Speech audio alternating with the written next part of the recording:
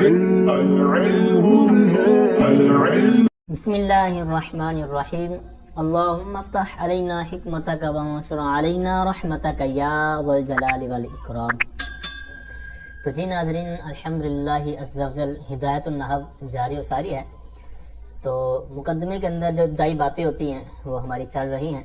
تو لاسٹ سبق میں ہم نے جو فصل شروع کی تھی تو اس کے اندر میں نے ذکر کیا تھا کہ یہاں پر اسم فعل اور حرف کی جو باتیں ہوں گی کلمے کے تحت، تو اسم کی بات ہو چکی۔ تو آج کے سبق میں ہم فعل کی باتیں کریں گے، فعل کی تعریف، اس کی علامات اور دیگر جو چند باتیں ہوں گی، تو یہ آج کے اس سبق میں ہم کلیئر کریں گے۔ تو سب سے پہلے ہے حد الفعل، فعل کی تعریف۔ حد کو تعریف کے معنی میں لینا، جس طرح میں نے معنی کیا نا کہ فعل کی تعریف، تو حد کو تعریف کے معنی میں کرنے کی وجہ کیا ہے؟ تو اس کا انہوں نے اسلوب پچھلی جو تعریف ہے نا حد الاسم، وہاں پر بھی یہی اختیار کیا تھا۔ تو اس کا معنی اسی کے حاشیے میں انہوں نے دیا تھا، پچھلے سبق میں شاید میں نے یہ عرض نہیں کیا۔ تو لغت کے اندر، ڈکشنری کے اندر حد کہتے ہیں منع کو، المنع، ٹھیک ہے، روکنا، رکاوٹ، ٹھیک ہے، رکاوٹ۔ تو اس کے ساتھ جس کو نام دیا گیا ہے تو وہ کہتے ہیں لِأَنَّهُ يَمْنَعُ دُخُولَ الْغَيْرِ فِيهِ۔ اس میں یعنی جس طرح فعل کی تعریف کے لیے استعمال ہوا نا، تو فعل کی تعریف میں یہ کسی اور کو شامل ہونے سے، داخل ہونے سے مانع ہوتی ہے، ٹھیک ہے۔ اور یہ اپنے افراد کو، مطلب جس طرح اب فعل، جس چیز پر بھی فعل کی تعریف صادق آتی ہے، ٹھیک ہے، جس کے اندر یہ پوری صادق آئے گی، تو اب اس کے اوپر کسی اور کو نہیں داخل ہونے دے گی۔ تو یہ چونکہ رکاوٹ ہے، حد بندی کر دیتی ہے، تو اس لیے یہ اس کے لیے، اور دیگر جہاں پر بھی یہ استعمال ہوتا ہے تو وہ اسی معنی کے لیے استعمال ہوتا ہے۔ تو تعریف کیا ہے؟ کلمۃ تدل علی معنی فی نفسها دلالۃ مقترنۃ بزمان ذلک المعنی کضرب یضرب اضرب، ٹھیک ہے، مشہور تعریف آپ نے پہلے بھی سماعت کی ہے۔ تو اس کی مثالیں کیسے دیتے ہیں؟ ضربہ، اب اس کے اندر کیا ہے؟ اس نے مارا، زمانہ ماضی میں مارا، تو اب اس کے اندر زمانہ اب آیا گیا۔ یضرب، اس کے اندر حال اور استقبال کا دونوں کا معنی ہوتا ہے، ٹھیک ہے۔ اضرب، تو مار، ٹھیک ہے، اس کے اندر بھی مطلب زمانہ پایا جاتا ہے، ٹھیک ہے، مطلب آئندہ زمانے میں تو مار، ٹھیک ہے۔ ماضی کی تو اور حال کی تو بات ہو نہیں رہی، حکم دیا جا رہا ہے، ٹھیک ہے۔ تو ان مثالوں پر یہ تعریف بالکل صادق آتی ہے۔ اچھا، اب یہ جو فعل کی تعریف ہوئی کہ ایسا فعل، کہ ایسا کلمہ کہ جو اپنے معنی پر فی نفس دلالت کرتا ہے اور اس میں زمانہ پایا جاتا ہے، جس طرح مثالیں میں نے عرض کی۔ اب یہ جو تعریف ہے، تو جس طرح میں نے پہلے عرض کیا کہ ہر تعریف کے اندر جنس اور فصلیں ہوتی ہیں، تو اور اس کا کیا مقصد ہوتا ہے وہ میں نے پہلے عرض کیا، اور اس کا بھی جو مقصد ہوگا یہاں پر بھی، یعنی فعل کی تعریف کے اندر جنس اور فصلیں کیا کیا ہیں، تو وہ آپ کو حاشیہ نمبر 2 کے تحت انہوں نے وضاحت کی ہوئی ہے، تو اس کو ضرور ایک دفعہ دیکھ لیجئے گا۔ تو بہرحال آگے اس کی علامات ہیں، کہتے ہیں وہ علاماتہ، اور اس کی جو علامات ہیں کیا ہے؟ کہتے ہیں ان یصح الاخبار به لا عنہ، اس کے ذریعے خبر دینا صحیح ہو، لا عنہ، نہ کہ اس سے، لا عنہ کہہ کے انہوں نے جو اسم کی تعریف کے اندر اس طرح کی بات آئی تھی نا کہ اخبار عنہ، تو اس کا انہوں نے نفی کر دیا، ٹھیک ہے، یعنی وہ اسم کی علامت ہے، اور اخبار بھی جس کے ذریعے خبر دینا ہو، تو یہ فعل کی مطلب علامت انہوں نے بیان کی ہے۔ مطلب ایک چیز ہے، نہ مسند لا ہے نہ مسند ہے، ٹھیک ہے، تو وہ حرف ہے، ٹھیک ہے، کہ جو حرف ہوتا ہے نہ مسند ہوتا ہے، ٹھیک ہے، مطلب نہ محکوم علیہ ہے نہ محکوم بھی ہے، لیکن جو محکوم علیہ اور محکوم بھی دونوں بن سکتے ہیں، تو وہ آپ نے اسم کے تحت پڑھ لیا۔ لیکن جو محکوم بھی، اخبار بھی جس کی بات کر رہے ہیں، یہ صرف فعل کے اندر ہوتا ہے، تو یہاں پر اسی کا انہوں نے ذکر کیا ہے۔ آگے کہتے ہیں دخول قد کا داخل ہونا، یعنی کسی چیز پر کوئی بھی آپ صیغہ دیکھتے ہیں تو اس کے اوپر اگر قد داخل ہے تو آپ کو یہ علامت کے ذریعے پتہ چل جائے گا، ذہن میں بیٹھ جائے گا کہ بھائی یہ علامتیں تو فعل کی میں نے پڑھی ہیں، ٹھیک ہے، تو یہ فعل ہوگا۔ اب کیوں ہوتا ہے بھائی قد؟ تو قد کی انہوں نے مزید نیچے وضاحت کیا ہے کہ اس کو فعل کی علامت کیوں شمار کیا، کہتے ہیں اس لیے کہ یا تو یہ تقریب کے لیے ہوگا، یعنی قریب کا معنی دینے کے لیے ہوگا، یا تقلیل کے لیے، ٹھیک ہے، یا تحقیق کے لیے، اور یہ تینوں جو چیزیں ہیں یہ فعل کے اندر ہی متصور ہوتی ہیں، ٹھیک ہے، یہ فعل کے اندر ہی یہ سارا تعلقات ہوتے ہیں، فعل کے اندر ہی، تو لہٰذا یہ فعل کی علامت ان کو قرار دیا گیا۔ اچھا، آگے کہتے ہیں سین اور صوفہ کا ہونا، یعنی کسی کے ساتھ سین اٹیچ ہے یا صوفہ اٹیچ ہے تو اس کی مطلب آنکھیں بند کر کے بندہ کہہ دے کہ بھائی یہ فعل ہے، کیوں؟ اچھا، یہاں پر بھی وہی اس کا جواب دیں گے، نیچے انہوں نے دیا ہوا کہ یہ دونوں جو وضع کیے گئے نا، یہ استقبال کے معنی کے لیے، یعنی سین اور صوفہ، ٹھیک ہے۔ مثال کے طور پر یضرب کے اوپر لگا دیں گا سیضرب یا سوف یضرب، تو مطلب ان قریب، ٹھیک ہے، ان قریب یا مارے گا مستقبل میں. اب دونوں کو مستقبل کے لیے جو وضع کیا گیا تو ان میں جو پہلا ہے نا سین، تو اس کو قریب کے لیے، اور دوسرا جو ہے سوف اس کو بعید کے معنی کے لیے، ٹھیک ہے، دور کا معنی حاصل کرنے کے لیے. اور یہ دونوں جو قریب اور بعید کا جو تعلق ہے، ٹھیک ہے، تو پتہ ہے آپ کو جب قریب اور بعید کا مطلب بولا تو مطلب زمانہ مراد ہے، تو زمانہ فعل کے اندر پایا جاتا ہے، تو لہٰذا یہ فعل کے ساتھ ہی خاص ہوتے. اچھا یہ تو ہوا اس کا جواب، اس کی علت کہ فعل کے ساتھ کیوں. دوسرا رہی بات کہ سوفا ہے، اس کے اوپر الف لام نہیں ہے، تو الف لام سین پر کیوں ڈالا گیا ہے، ٹھیک ہے. تو اس کا انہوں نے بہت زبردست اور انٹرسٹنگ جواب نیچے دیا ہے. کہتے ہیں کہ جو سین ہے تو اس کی اس کی 6 قسمیں ہیں، یعنی سین 6 معنی کے لیے آتا ہے. جہاں پر بھی سین آپ دیکھیں گے تو وہاں پر 6 معنی کے لیے استعمال ہو رہا ہوگا، لیکن ان میں سے 5 کا تعلق میں پڑھ کے سناتا ہوں آپ کو، آپ دیکھ رہے ہوں گے حاشیے میں بھی. اچھا پہلا ہے طلب کے لیے، ٹھیک ہے. دوسرا ہے جو آگے دیکھ رہے ہوں گے ثانی، یہ ہوتا ہے لوجود الشیء علی صفت، صفت پر کسی شے کے وجود کے لیے، ٹھیک ہے. اس کی مثالیں آپ دیکھ لیجیے گا. نمبر 3 ہے تحویل کے لیے، ٹھیک ہے، یعنی کسی چیز کی حالت بدل جانا. اچھا نمبر 4 ہے اگلی لائن میں سین الاستقباری، یعنی استقبال کی جو سین ہوتی ہے، جیسا کہ یہ بات ہماری چل رہی ہے سیاد ربوی وغیرہ میں. نمبر 5 ہے سین الزیادہ، یعنی سین وہ زائد ہوگی، ٹھیک ہے، جیسے استطاعت لفظ ہوتا ہے استا یستطیع.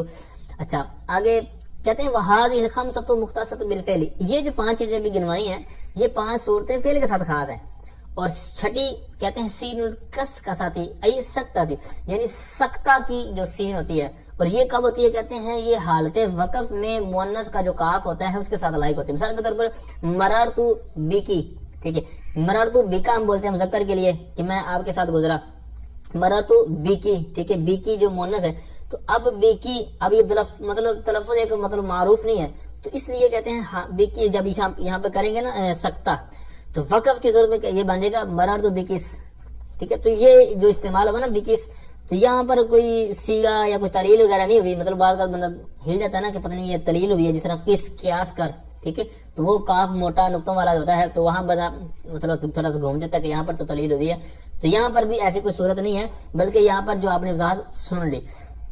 اچھا یہاں پر یہ 6 صورتیں تھی چونکہ سین کی، تو اب یہاں پر الف لام لگا کر متعین کرنا تھا کہ بھائی ان 6 میں سے ہماری مراد کون سی ہے، ٹھیک ہے. تو وہ وہی ہے جو یہاں پر نمبر 4 کے تحت آئی، یعنی استقبال کے لیے، ٹھیک ہے. تو یہاں پر الف لام ڈالنے کا مطلب آپ نے سن لیا. اچھا آگے ہے جزم، یعنی جزم ہے کسی چیز پر، تو وہ بھی فعل کی آپ کو صورت مطلب فعل کی علامت بنے گی. کیوں؟ کیونکہ جزم جو ہوگی تو وہ لام کی وجہ سے ہوگی، اور لام فعل پر داخل ہوتا ہے، تو لہذا پتہ چلا کہ مطلب وہ جو فعل پر داخل ہو رہا ہے تو وہ فعل ہی ہوگا، تو لہذا اس کا اثر جو ہے یعنی لام کا اثر جو کیا ہے جزم دینا، ٹھیک ہے. تو اس لیے اچھا آگے کہتے ہیں والتصریف، اور اس کا پھرنا الی الماضی والمضارع، یعنی ماضی اور مضارع کی طرف اس کا پھرنا، مطلب یہ ہے کہ ماضی اور مضارع وغیرہ اس کی گردانیں جو آتی ہیں، تو لہذا کیونکہ اس کے اندر بھی زمانہ آتا ہے، تو ماضی ہے تو اس کے اندر اگر مطلب ضرب سے بنائی ماضی تو اس کے اندر بھی پایا گیا زمانہ، مضارع بنایا تو اس کے اندر پایا گیا. تو یہ اس کا ان کی طرف پھرنا، اور پھر ان کے طرف چونکہ معنی ہوتا ہے زمانہ ہوتا ہے، تو لہٰذا یہ فعل کی علامات میں شمار کیا گیا. اچھا آگے کہتے ہیں وقونہ، اور اس کی علامت کہتے ہیں اس کا ہونا امرن اور نہین، امر یا نہیں ہونا، ٹھیک ہے. کوئی امر ہوگا یا نہیں ہوگا تو وہ بھی فعل کی ہی علامت کہلائے گا. کیوں کہلائے گا بھائی امر اور نہیں کی اس کا ہونا، امر اور نہیں ہونا، تو یہ فعل کیوں کہلائے گا؟ تو اس کا بھی جواب انہوں نے نیچے ہی دیا ہوا ہے، کیونکہ ان کے اندر طلب کا معنی آ جاتا ہے، ٹھیک ہے. ان دونوں کے اندر طلب ہوتا ہے، اور طلب والطلب لا یکون الا بالفعل، اور جو طلب ہوتی ہے وہ فعل میں ہی ہوتی ہے، ٹھیک ہے. مطلب امر ہے اضرب تو مار، اب یہ مارنے والا جو کام ہے یہ میں طلب کر رہا ہوں، ٹھیک ہے. اور لا تضرب اگر میں کہوں گا، ٹھیک ہے، تو یہاں پر منع طلب کر رہا ہوں نا، یعنی تو نہ مار، یعنی تیرا نہ مارنا میں طلب کر رہا ہوں، ٹھیک ہے. تو اس طرح یہ. اچھا آگے کہتے ہیں واتصال الضمائر البارزۃ المرفوعۃ، متصل ہونا کن کا؟ ضمائر، یعنی ایک تو ضمیر ہو، دوسرا یہ کہ بارز ہو یعنی ظاہر ہو، ٹھیک ہے. بارز کہتے ہیں ظاہر ہونا، جس طرح مثال کے طور پر ضرب تو آپ دیکھ رہے ہیں، تو اس کے اندر جو آپ کو آخر میں تا کے اوپر دمہ نظر آ رہا ہے، تو یہ تو جو ضمیر ہے یہ نظر آ رہی ہے ہمیں، تو یہ ضمیر بھی ہے، بارز بھی ہے، اور اوپر سے مرفوع بھی ہے. مرفوع سے مراد کہ جو فاعل بن رہی ہو، ٹھیک ہے، کیونکہ فاعل مرفوع ہوتا ہے، تو یہاں پر مرفوع سے مراد مطلب وہی کہ ضمیر بھی ہو، بارز بھی ہو، ظاہر بھی ہو، دوسرا مرفوع بھی ہو، تو یہ متصل بھی ہو فعل کے ساتھ. تو متصل ہوگی تو کیا انہوں نے شمار کیا کہ یہ فعل کی علامت میں سے ہے. اب اس کو علامت شمار کرنے کی وجہ کیا ہے؟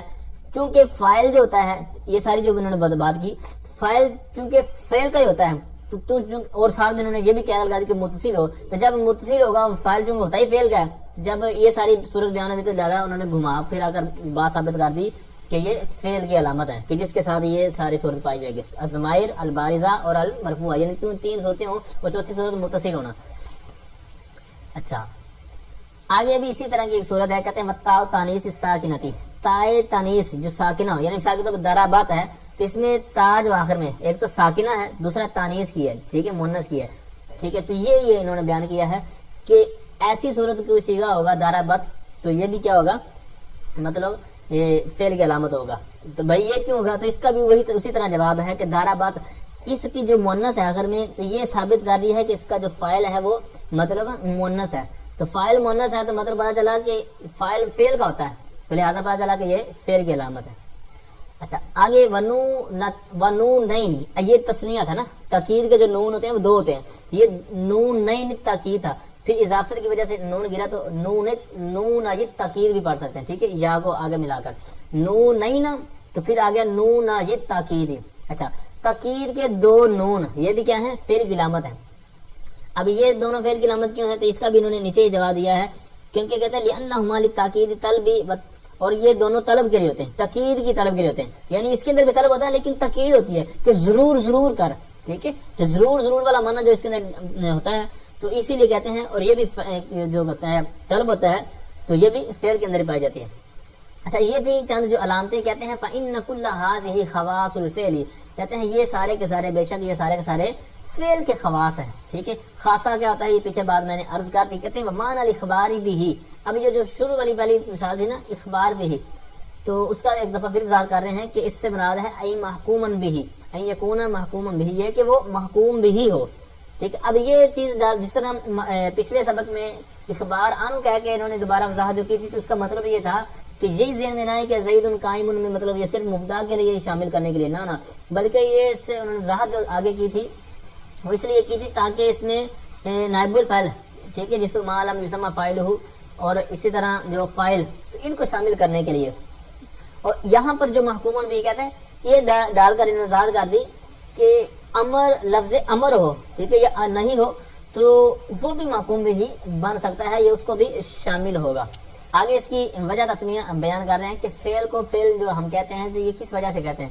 کہتے ہیں وہ یسمى فعلا، اس کو فعل کا نام دیا گیا.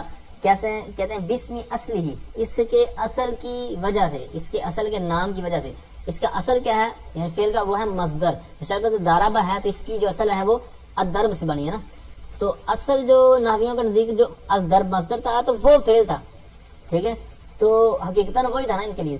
تو اس لیے جو الضرب تھا تو وہ فعل تھا ان کے نزدیک، تو پھر اس سے اس کی طرف جو نام دیا تو وہ فعل کو جو ضرب ہے تو الضرب کے بعد اس کو نام دیا گیا وہ المصدر. اور جو اصل جنہوں نے کہا نا اصلو باسم اصلی، وہ اصلی ہی سے کیا مراد ہے؟ ان کے آگے وضاحت کر رہے ہیں کہ ہماری اصل جو مراد ہے کہ اصل کا جو نام تھا فعل وہ مصدر ہے، یعنی مصدر کا نام فعل تھا اصل میں نحویوں کے نزدیک. تو پھر بعد میں جو الضرب سے ضربہ بنا نا، تو ضربہ کو فعل جو کہتے ہیں تو یہ بعد میں ہے، حقیقتاً یہ الضرب کا نام تھا، ٹھیک ہے. کیوں کہتے ہیں لأن المصدر ہوا فعل الفاعل حقیقتاً، کیونکہ جو مصدر ہے وہ فاعل کا فعل ہے حقیقتاً، ٹھیک ہے. یعنی کوئی بھی کام کرنے والا ہوتا ہے تو حقیقتاً وہ اصل وہی ہوتا ہے نا مصدر، اس کے اندر جو معنی ہے، مثال اگر مارنا، ٹھیک ہے، ضرب اس کے اندر جو مارنے کا معنی ہے تو حقیقتاً وہی فعل ہے، ٹھیک ہے، اس نے مارا، یہ فعل نہیں ہے، ٹھیک ہے. تو جی ناظرین یہ تھا آج کا ہمارا سبق. اللہ تعالیٰ سے دعا ہے کہ اللہ تعالیٰ ہم سب نے جو کچھ سنا اس کو صحیح طور پر سمجھ کر دوست تک پہنچانے کی توفیق عطا فرمائے. آمین.